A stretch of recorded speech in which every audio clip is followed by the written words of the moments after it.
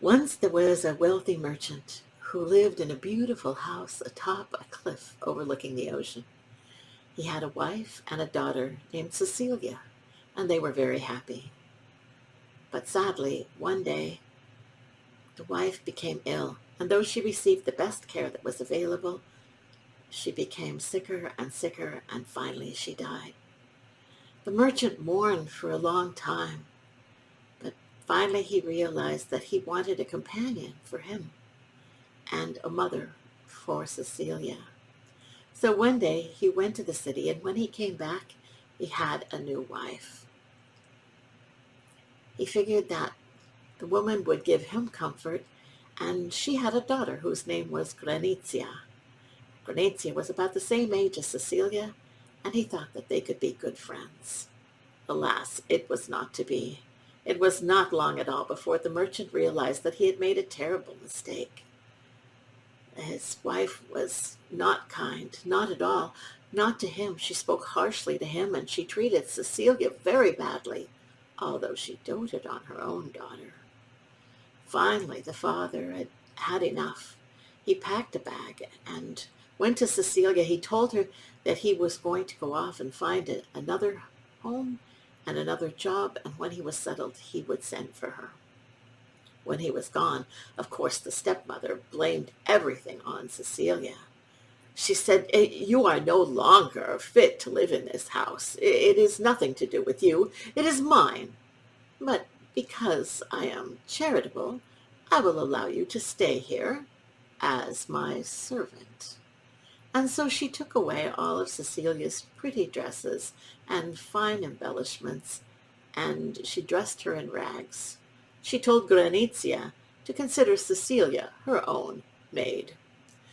Well, they gave Cecilia all of the worst chores, and one of those was emptying the garbage every day.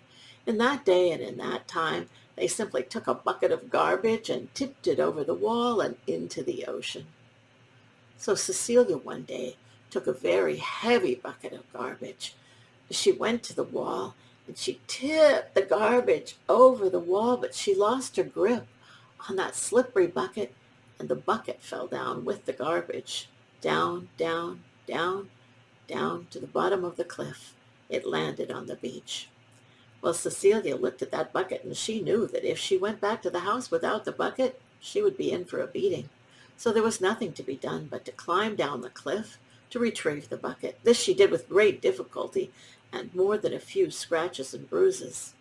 When she got to the bottom of the cliff, she picked up the bucket, but then she heard singing. Beautiful voices. She looked around, and there she saw a cave. And when she peered inside, there were three mermaids sitting on rocks. When they saw Cecilia, they said, "Oh, good, a visitor. Come inside. We need someone to comb our hair, for it has become quite tangled." Well, Cecilia went into the cave, and the mermaids handed her a golden comb.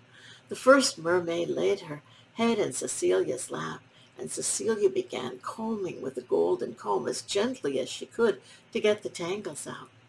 The mermaid said, "And when you look into my hair, what do you see?" "Oh," said Cecilia, "it is beautiful. It is golden. It shines like the sun." And then it was the second mermaid's turn. As Cecilia once again combed gently, the second mermaid said, "When you look in my hair, what do you see?" "Oh," she said, "it sparkles and shines like silver, like moonlight." And when the third mermaid laid her head in Cecilia's lap and asked what she saw in her hair, Cecilia said, "Oh, it sparkles like starlight." Well, the mermaids, as you can imagine, were quite pleased to get the tangles out of their hair, and with the gentle ways and kind words of Cecilia, "Come," they said, "let us exchange your rags for something better." And they gave her a golden dress. Well, pleased with the transformation, they got a hat that was trimmed in shells and flowers and ribbons, and they placed it on Cecilia's head. "Oh, now," said Cecilia, "I must be getting back home, for if I do not come back soon, I will surely be beaten." "Well, where's my bucket?" she said, and she lifted up the bucket, but it was unaccountably heavy, and when she looked inside, she saw that it was filled with pearls. "We're sorry to see you go," said the mermaids, "but will you leave by the golden door or by the wooden door?" "Oh," said Cecilia, "I am not a princess to leave by the golden door. The wooden door is fine for me." "Well," they said, "but as you leave, look up." And so as she passed through the door, she looked up, and down from the lintel came a golden star that attached itself to her forehead. Once outside, Cecilia found herself at the top of the cliff, and she walked back into the house. Of course, her stepmother was, as she might have predicted, very angry. "What has kept you so long, you lazy girl?" But when she saw Cecilia's golden dress and her beautiful hat, she said, "Have you been stealing things? Oh, take those off immediately. They are not fit for someone like you." And soon Cecilia was back in her rags. She handed her stepmother the bucket of pearls, and the stepmother did stop shouting. Not that she thanked Cecilia, but she took the bucket and took it into her room. And then she said, "And you can live with the pigs." Well, Cecilia went out to the pigsty. Luckily for her, the pigs were kinder to her than her stepmother and her stepsister had ever been. They kept her warm at night.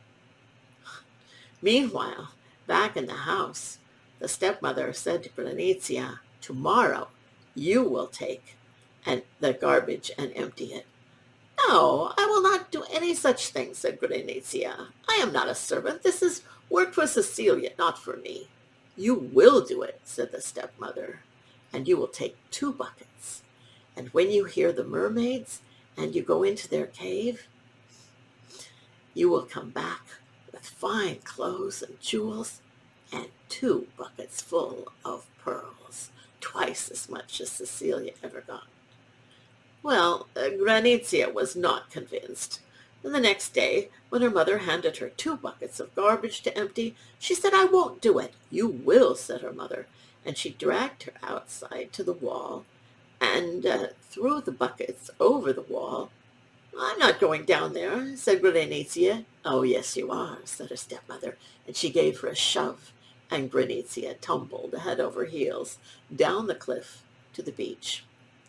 Well, she picked up the buckets and looked around. She saw the sea cave, and she went inside. The mermaid said, "Oh, good, you have come. We could use someone to comb our hair." "I suppose I must," said Granizia. "Where's the golden comb?" And when the first mermaid laid her head down in Granizia's lap, Granizia began to rake that comb through her hair, pulling and tugging so that it hurt so much. "What do you see in my hair?" said the first mermaid. "Ugh, I see bits of green seaweed. Blech." Well, the second mermaid was treated just as harshly, and when she asked what Granizia saw in her hair, she said, "Ugh, I see ropes of brown seaweed. Disgusting." Well, the third mermaid fared no better, and Granizia said that she saw in her hair just rags and sand. "Well," she said, "where's my dress?" They brought out a very pretty dress, but Granizia was not pleased. "Oh, don't you have anything better?" she said. Well, they brought out another dress and another and yet another, and Granizia criticized all of them. Finally, they said they had no more dresses to show her, and Granizia said, "Well, I suppose I'd better choose from a bad lot." And she did choose a dress that was heavy with rubies. She put it on. It didn't fit her. It was most unbecoming. "And now for a hat, or better yet, a crown." Obligingly, the 3 mermaids came out with a golden crown, a diamond tiara, and a jeweled circlet. "Choose one," they said. "I will take them all," said Granizia, and she jammed them on top of her head. "And now," she said, "I'm going. I hope my buckets are full of pearls." "Oh, they are full and very heavy," said the mermaids. She picked up the buckets, and the mermaid said, "Will you leave by the golden door or the wooden door?" "Am I a servant to leave by the wooden door? No, the golden door for me." "Open the door for me." So they opened the door, and they said, "As you pass through the door, look." "Yeah, I know, look up. I remember that part." But as she passed through the door, she looked up, and down from the lintel fell a donkey tail that attached itself to her forehead. Well, she found herself at the top of the cliff, and as she walked into the house, her mother stared at her. "What has happened to you?" she said. Granizia looked down at the dress, and instead of being a beautiful dress studded with rubies, it was just rags filled with sand. When she reached up, the crowns had turned into leaves. "Well, at least I got the pearls," she said, and she held out the 2 buckets. But they looked in the buckets and saw that they were filled with rocks. And then the stepmother noticed the donkey tail. Well, she pulled on it and pulled on it, but it would not come loose. She got a knife and began to cut, but there was blood, and Granizia screamed out in pain. "We will have to figure out something," said the stepmother. Meanwhile, Cecilia was in the pigsty with the pigs. That morning she had awakened with the sound of a horse approaching. When she looked up, there was a very fine horse, and on it was a very, very, very fine rider. It was, of course, a prince. And because this is a fairy tale, when Cecilia and the prince looked at each other, they fell instantly and deeply in love. "I would like to marry you," said the prince. "I would like that too," said Cecilia, "but you must ask my stepmother." So the prince went to the house and said, "I wish to marry your stepdaughter." "Oh, you don't want to marry her, that lazy servant. You want to marry my daughter, Granizia." The prince said no, he wanted to marry Cecilia. He said, "And I shall send a coach for her this evening. We will be married tomorrow." And he rode away. The stepmother went to Granizia and said, "This is your lucky day. You are going to marry a prince. You, not Cecilia." But won't he notice the difference?" "Oh, of course not. It will be night. He will never notice, and then you will be married, and it will be too late for him to do anything." And so she dressed Granizia in the beautiful golden gown that the mermaids had given to Cecilia, with a beautiful hat on her head. What could she do about the donkey tail, though? Well, she wound it around and pushed most of it underneath the hat, which she tipped low on Granizia's head. So just the very end of the donkey tail showed. And then she got some gold paint, and she painted a gold star on Granizia's forehead, just under the end of the donkey tail.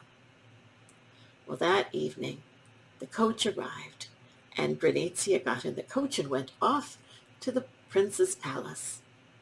But an hour later, she was sent back. The prince had not been deceived.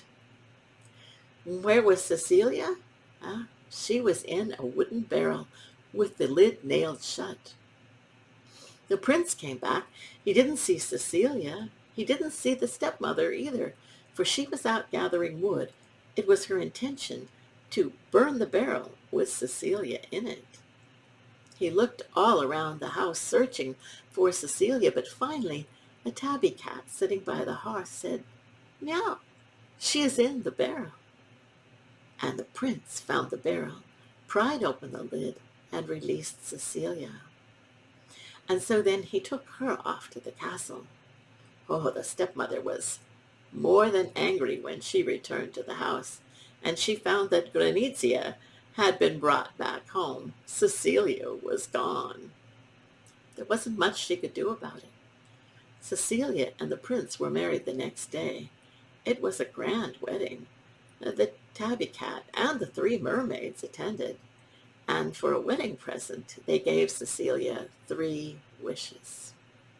Her first wish, she said, was to have the donkey tail removed from her stepsister's head. Kind.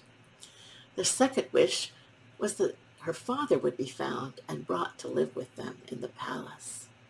And for her third wish, she wished that everyone in all the world would be just as happy as she and the prince were on that very day. Now, the first 2 wishes, they were easily accomplished, but the third, that everyone in all the world would be just as happy as she was, Well, it took a bit longer. In fact, I understand that the mermaids did their best, but it's still a work in progress. But as you would imagine, Cecilia and her prince, they lived happily ever after.